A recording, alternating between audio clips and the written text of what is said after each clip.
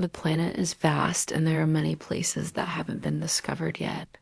There are also cultures that exist away from the prying eyes of the rest of the world. It's not easy to live in complete isolation, but these tribes make it work. Here are some of the most isolated tribes on Earth. The Sentinelese tribe. This tribe is one of the most elusive groups of people on Earth. Very little is known about them except for the fact that they're extremely hostile towards outsiders. The Sentinelese tribe lives on the North Sentinel Island in India. They've never had any contact with the outside world until 1864, when an Indian ship spotted the island. Since then, the tribe has had sporadic contact with the outside world. Their hostility peaked in 2006 when two fishermen got too close to the island. The Sentinelese shot at them with arrows, forcing them to flee. The tribe doesn't believe in making peace with outsiders. They kill anyone who sets foot on their land. The government has tried to establish contact with the tribe on numerous occasions, but all those attempts have failed. The only thing that the government has managed to do so far is drop off some supplies on the beach for them. But even this simple gesture was met with hostility. The Sentinelese burnt the supplies and hurled abuses at the helicopter that dropped off the gifts. The tribe might be primitive, but they're highly skilled when it comes to crafting weapons and using them. They make bows and arrows, and they use spears to hunt animals. They also use axes to chop down trees. The Sentinelese live in small huts made out of wood and thatch. They don't have running water or electricity. But what they lack in infrastructure, they make up for in spirituality. The Sentinelese perform rituals to appease their gods. They pray and dance before going into battle, and always wear ornaments made of wood and stone during the ceremonies. The Sentinelese are animistic and believe that the spirits of their ancestors inhabit the forest around them. They fear the forest, which they consider to be the home of the evil spirits. At the same time, they respect the forest because it provides them with food and other necessities.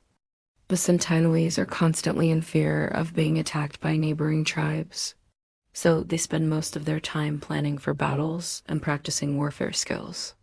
In order to protect themselves from intruders, the Sentinelese live on a coral reef that's over 300 miles from the Indian mainland. To reach the island, you must cross a channel that's at least 4 miles wide. The Sentinelese have no way of knowing how big the world is, or that there are billions of people outside their island. The Korowai tribe.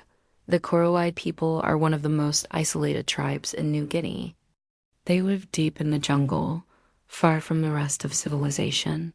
The Korowai are known for their unique lifestyle and traditions. They build tree houses instead of regular homes. These houses are built high up in the trees, sometimes up to 65 feet. The Korowai live in these houses to protect themselves from wild animals and to keep their women safe from being taken by rival tribes. The Korowai are also known for their body art. The men typically have their bodies covered in scars, which are made by cutting the skin and letting it heal. The scars are used to show bravery and strength. The Korowai women are known for their elaborate hairstyles, which can be up to 3 feet tall. The women typically start growing their hair when they are very young, and it is considered a sign of beauty. The Korowai are a small tribe with only a few hundred members. They live in a remote area of New Guinea, where the terrain is very difficult to navigate. This has helped to keep them isolated from the outside world. The Korowai are a traditional tribe that lives off the land. They hunt and gather food, and they also grow crops such as bananas and sweet potatoes. They typically live in groups of about 10 to 20 people, and they move from camp to camp as they follow the herds of animals that they hunt. The Korowai have very little contact with the outside world. They have no roads or vehicles, and they don't use modern technology such as phones or televisions. The Korowai are known for their hospitality, even though they are very isolated. If you ever find yourself lost in the jungle, the Korowai would be one of the last groups of people you'd want to encounter. The Himba tribe. The Himba tribe is one of the most isolated tribes in Namibia. They live in the remote Himba region of the country, where they have been living for centuries. The Himba are known for their unique lifestyle and traditions. They live in small villages and their houses are made out of mud and wood. The Himba are a pastoral tribe, which means that they live off of their herds of cattle. They also grow crops such as potatoes and corn. The Himba women are known for their distinctive red body paint. The paint is made from the ochre that they get from the earth, and it is used to protect the body from flies and mosquitoes. The Himba men typically have their bodies covered in scars, which are made by cutting the skin and letting it heal. The scars are used to show bravery and strength. The Himba tribe is very isolated, and they have very little contact with the outside world. They don't use modern technology such as phones or televisions, and they have no roads or vehicles. The Himba people speak their own language, and they have their own religion and customs. They believe in a supreme being, and they also believe in the power of witchcraft. The Himba are a very peaceful tribe, and they don't believe in violence. However, they are very protective of their land and resources, and they will defend them if they feel that they need to. The Suri tribe. The Suri are an isolated tribe of people who live in the remote jungle markets of Papua New Guinea. They are known for their unique lifestyle and traditions, as well as their distinctive body art. The Suri are a small tribe with a population of just a few thousand people. They live in the rugged, remote jungle markets of Papua New Guinea. The Suri are known for their distinctive body art, particularly the intricate face tattoos that the men typically have. The tattoos are made by cutting the skin and then inserting a special paste made from plant materials. The tattoos are not only decorative, but they also have a deep cultural significance.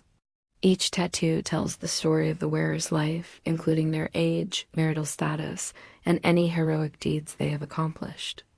Suri men typically wear a loincloth made of animal skins, and they often decorate themselves with ornaments made from feathers, beads, and other natural materials.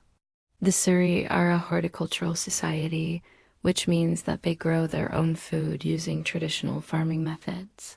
They typically grow crops such as bananas, sweet potatoes, and sugarcane. They also keep pigs and chickens, and they hunt wild animals for food. The Suri live in small villages consisting of a few houses. The houses are usually made of wood and thatch, and they have a communal area where the villagers can gather together.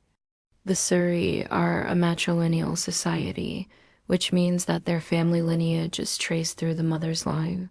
Women are highly respected in Suri culture, and they play a central role in many of their traditions and rituals. The Suri have a rich culture with a variety of traditional songs, dances, and stories. They often perform these for visitors as a way of sharing their culture and traditions. Despite their isolation, the Suri people are welcoming and friendly to outsiders. They are known for their hospitality, and they are often eager to share their culture and traditions with those who visit their villages, the Itza people. The Itza people are a small group of Mayan descendants who live in a remote jungle market in Guatemala. They are known for their unique lifestyle and traditions, as well as their distinctive clothing and handicrafts. The Isa are a small tribe with a population of just a few hundred people. They live in the remote jungle market of El Pilar in northern Guatemala, far from the rest of civilization. The Itza people are known for their colorful clothing, particularly the distinctive woven fabrics that the women typically wear. The fabrics are made from natural dyes, and they often feature intricate patterns and designs. The Itza also produce beautiful handicrafts, including pottery, jewelry, and wood carvings. The Itza are a traditional society with a strong emphasis on their Mayan heritage. They speak the Itza Mayan language, and they have their own unique customs and traditions. The Itza are agriculturalists, which means that they grow their own food using traditional farming methods. They typically grow crops such as maize, beans, and squash. They also raise chickens and pigs. The Itza live in small villages consisting of a few houses. The houses are usually made of wood and thatch, and they have a communal area where the villagers can gather together. Despite their isolation, the Itza people are welcoming and friendly to outsiders. They are known for their hospitality, and they are often eager to share their culture and traditions with those who visit their villages. Now it's time to hear from you. Which of these tribes was your favorite? Why do you think some civilizations choose to isolate themselves from the rest of the world? Let us know your thoughts. Thank you for watching. Don't forget to subscribe for more videos like this. Until next time.